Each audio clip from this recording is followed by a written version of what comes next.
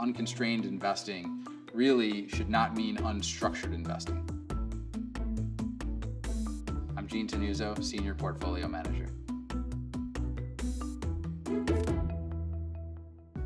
For us, it's about delivering a risk-balanced bond strategy, one that has balanced levers to generate return, balancing interest rate risk, credit risk, currency risk, and inflation risk in one strategy that, through a cycle, can deliver attractive risk-adjusted returns.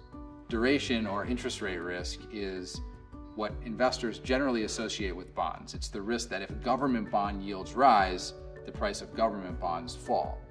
What we find is that many people are not invested just in government bonds. They're invested in a variety of sectors. Those sectors have a lot of other risks. Those risks, very importantly, include credit risk, or the risk that you don't get your money paid back by a company, by a sovereign country, by a consumer.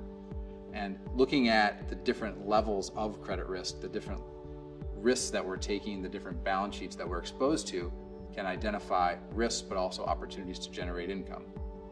Currency risk is a very important risk in global fixed income markets. This is a lesson that many investors have learned the hard way in the past several years as the US dollar has strengthened.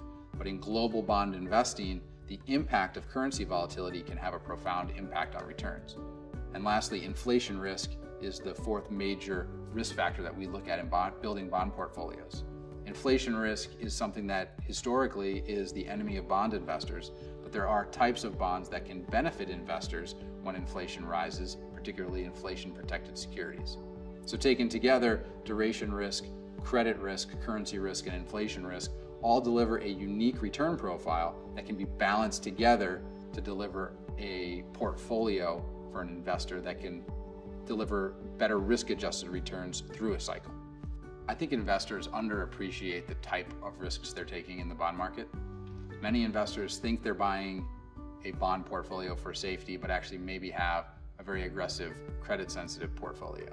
Many investors may buy a global strategy for its perceived flexibility, but actually have a lot of exposure simply to one-directional currency risk.